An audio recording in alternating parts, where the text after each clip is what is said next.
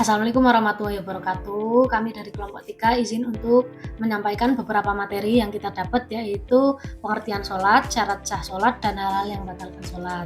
Nah, untuk anggota kelompok kami, yang pertama ada saya sendiri, Kaila Salsanaja dengan NPM 30, dan teman saya.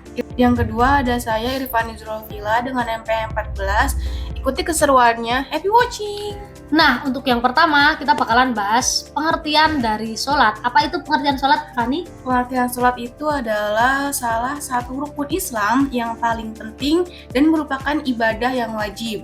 Nah, terutama bagi seorang muslim. Secara etimologi atau bahasa, sholat yang berasal dari bahasa Arab berarti doa.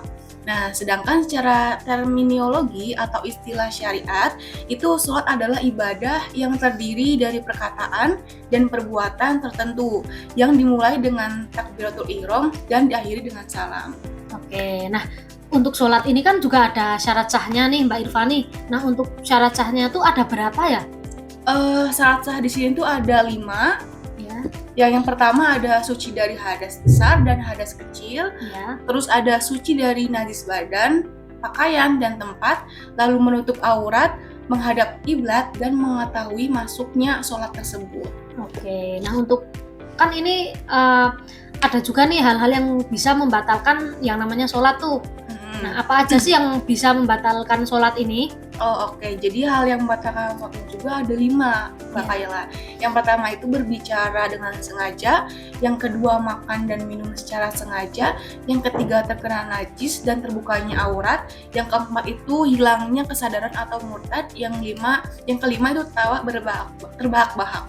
Oke, nah langsung aja biar makin seru videonya, kita langsung praktekin aja nih buat apa sih hal-hal yang batalkan sholat sama syarat sahnya ya. Langsung aja ikuti keseruan berikutnya. Nah, untuk salah satu syarat sah sholat itu salah satunya adalah menutup aurat ya teman-teman. Jadi nggak boleh tuh tangannya kelihatan atau kakinya kelihatan gitu ya. Misal terbuka tanpa sengaja gitu. Nah, kita otomatis harus menutup ya teman-teman, harus segera ditutup. Nah, seperti itu. Oke, untuk syarat sah yang selanjutnya itu adalah mengetahui arah kiblat. Jadi kiblatnya itu harus kita tentuin nih. Kita harus cek kalau kita misal bingung di tempat yang nggak biasanya, kita harus buka kompas gitu. Nah, untuk hal-hal yang batalkan sholat, yang pertama itu ada berbicara tanpa sengaja. Nah, misal Mbak Fani itu lagi tiba-tiba bersin. Nah, dia mengucapkan kalimat di luar bacaan sholat. Nah, itu termasuk hal-hal yang bisa membatalkan sholat. Nah, untuk yang kedua tuh makan dan minum dengan sengaja. Misalnya Mbak Fani tuh tahu ada selilit di mulutnya, tapi sama dia tuh dimakan dengan sengaja.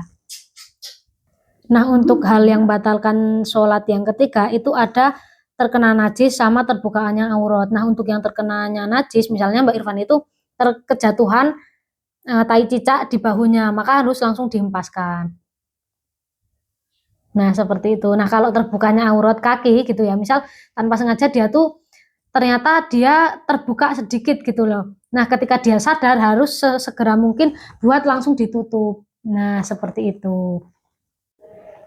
Nah, untuk hal yang membatalkan sholat yang keempat itu ada hilangnya akal ataupun murtad. Nah, contohnya untuk yang hilangnya akal itu tuh Mbak Irfani lagi sholat, nah itu tiba-tiba dia ngantuk, otomatis hilang kesadaran atau hilang kendali.